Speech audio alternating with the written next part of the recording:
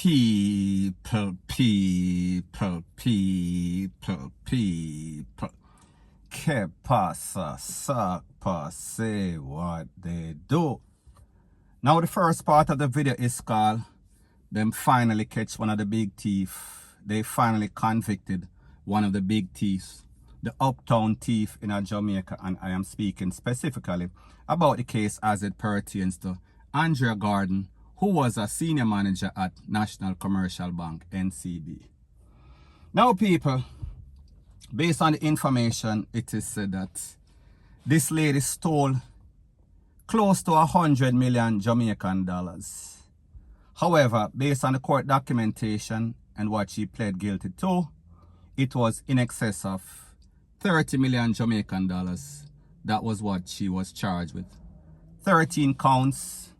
And we saw that on April 29, 2021, she pled and then she was sentenced. She was convicted on the 29th of April 2021. And then fast forward, the 31st of May, which is the other day, yesterday, she was sentenced. And in her sentence for these 13 counts of fraud, she was given consecutive 7 years and 6 months.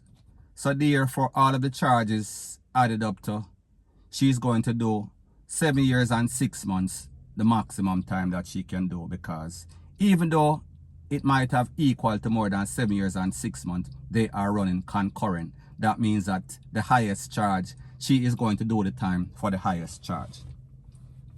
Now people, the truth and the fact is that even though they said $30-something million, $34 million was the actual court documentation, it is much more than that.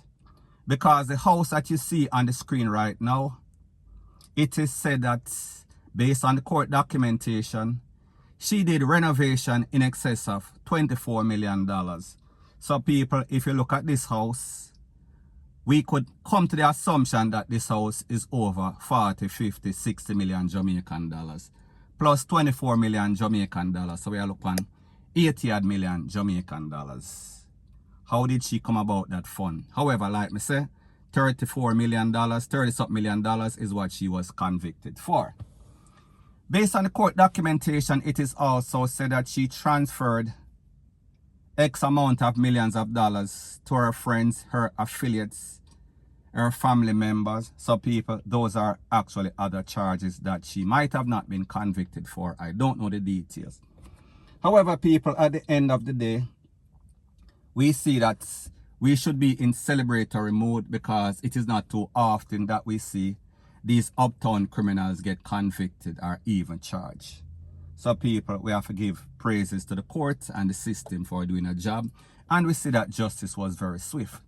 And the truth and the fact is that she was caught with her pants down, with her hands in the cookie jar. So therefore, she was caught red-handed. So therefore, she did not have too much of any sorts of defense, because people, like I said, whenever you do any sorts of crime with paper trail, it leads right to you. It leads right to you as the suspect. So therefore, she knew without a shadow of a doubt that if she took this to court, based on all the paper trail, she would only get more than the 7.6 years that she got. 7 years and 7.5 years that she got. 7.5 years. So therefore, she did what was in her best interest, based on the advice from her legal counsel. Now people, based on the information from the court, it is said that her lawyer, Vincent Wellesley, or something like that his name is, he was not pleased with the sentencing. He thought that she should have gotten a 50% discount on the case, on the sentencing. So therefore, he was lashing out, because he claimed that the judge only gave his client a 20% discount. And when she pled, because of the fact that she pled early, she should have been given that 50%. However, people, it is up to the discretion of the judge. So people, I am going to let you take a look to exactly what the lawyer has to say, and then I'll give my piece. The law says where one pleads guilty at the first opportunity, then that person should get a 50% discount. I am disappointed that her ladyship didn't find it fit to give Miss Gordon the 50% reduction.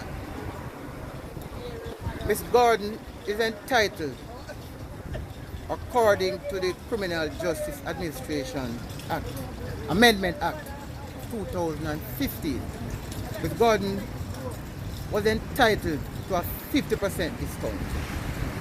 Her ladyship said she would have given her, which she did, a 20% discount. Her ladyship gave her the discount, 20% discount, without indicating to us the basis for having given her the 20% discount.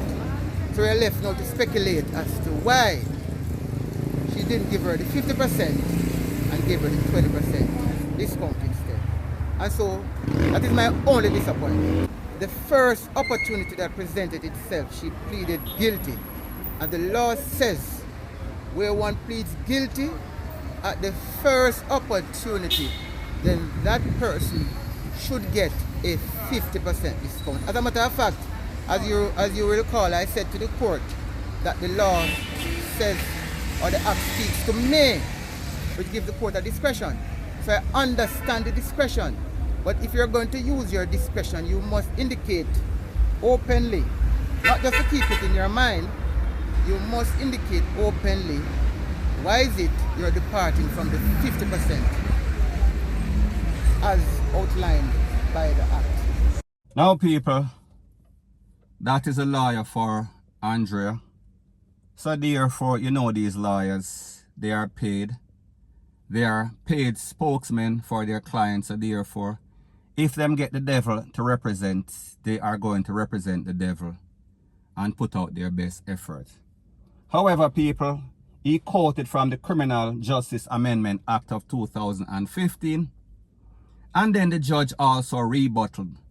The judge gave the basis. She said that in that act, they did not mention anything about proceeds of crime or cybercrime. So therefore, the act, the amendment did not specifically say anything about those two cases. And that is what Mrs. Andrea Gordon was charged for. She was convicted of. So therefore, like the lawyer said, it is up to the discretion of the judge.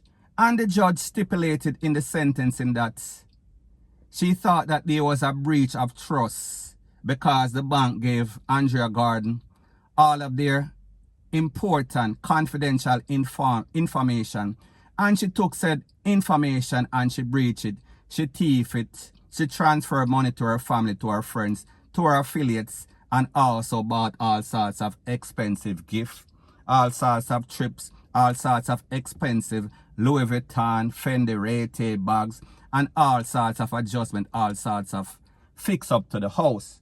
So therefore, she was basically blatant with her stealing. She did not matter that she was taking the money from the place that she had worked for in excess of 10 years. And she was also making a salary of $11-something million a year. So people, when we do the maths does not add up. So therefore, that is why she was convicted. That was why she pled guilty. Because she knew that if she took it to court, she was going to lose this case. It was an open and closed case. So therefore, she had no chance. She stood no chance. So people, me just say, she did exactly what she needed to do to save herself before it was too late. Because if she had waited, she would have gotten at least 15 or maybe 20 years. And people, we know that these little uptown people, them can't stand the pressure.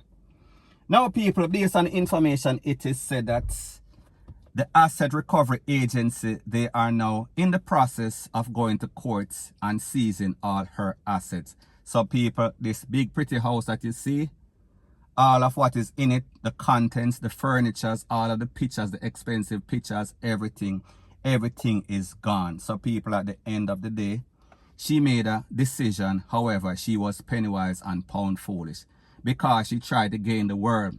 However, she did not realize, and she should have realized, being somebody that works at the bank, and know that everything leaves some sort of paper trail. However, people, it seems as if she got into this and it was like an avalanche and she could not stop. And the more that she stole is the more that she feel like she needed to steal. And people, she could not stop until she get caught. And people, we see where it led to. We are speaking about in the big yard. Now people, when we consider the fact that this lady stole at least $100 million. However, she was charged and convicted for $34 million. So people, if we really look at it technically speaking, she got a 66.6% discount on the sentencing on the charges. So therefore, she should be happy. Now people, one thing that we need to be mindful of is the fact that we see all sorts of appeal coming up very soon.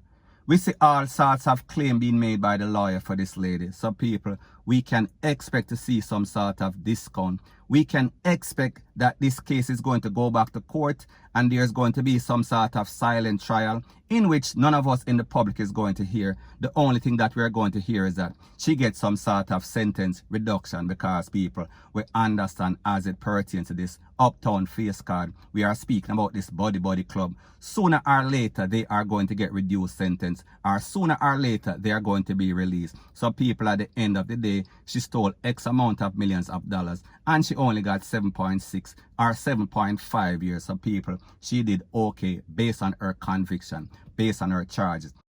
Now people, the truth and the fact is that Jamaica needs to do what America did, because before, whenever you were charged for any sorts of white collar crime, you were given a slap on the wrist. However, now as it pertains to America, whenever you're charged with any sorts of cybercrime or any sorts of proceeds of crime like this, they are basically sentencing you as if you basically jump over somebody's fence or you take with somebody, point blank and period. So anyways people, that is my views on the whole thing as it pertains to that.